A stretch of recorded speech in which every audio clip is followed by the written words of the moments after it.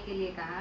इस पर बहन ने बताया कि उसका आज व्रत है और वह खाना चंद्रमा को अर्घ देकर ही खाएगी। सबसे छोटे भाई को अपनी बहन की हालत देखी नहीं गई और वह दूर पेड़ पर एक दीपक जलाकर जलने की ओर में रख देता है, जो ऐसा प्रतीत होता है जैसे चतुर्थी का चांद हो। बहन ने अपनी भाभी से भी कहा कि चंद्रमा निकल आया है, व्रत खोल ले, लेकिन भाभीियों ने उनकी बात नहीं मानी और व्रत नहीं खोला। बहन को अपनी भाइयों की चतुराई समझ में नहीं आई और उसे अर्घ देकर खाने का निवाला खा लिया।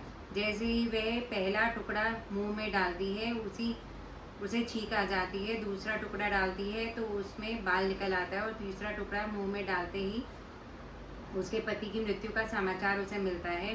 वह बेहद दुखी हो जाती है। अपनी भाभी सच्चाई बताती है कि उसके साथ ऐसा क्यों हुआ। व्रत गलत तरीके से टूटने के कारण देवता उससे नाराज हो गए। इस पर करवा निश्चय करती है कि वह अपने पति का अंतिम संस्कार नहीं करेगी और अपने सतत्व से उन्हें पुनर्जीवित दिलाकर रहेगी।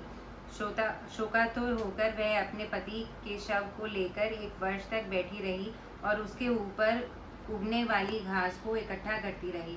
उसने पूरे साल की चतुर्थी को व्रत किया और अगले साल कार्तिक कृष्ण चतुर्थी फिर से आने पर उसने पूरे विधि विधान से करवा चौथ व्रत किया। शाम को सुहागिनों ने अनुरोध करती है कि यम सुई ले लो, पिए सुई दे दो, मुझे भी अपनी जैसी सुहागिन बना दो, जिसके फलस्वरूप करवा माता और गणेश जी के आशीर्वाद से उसका पति पुनः जीवित हो उठा। जैसे गणपति और करवा माता ने उसकी सुनी वैसे सभी की सुने। इसी कथा को कुछ अलग तरह से भी ठीक है। जय करवा माता, जय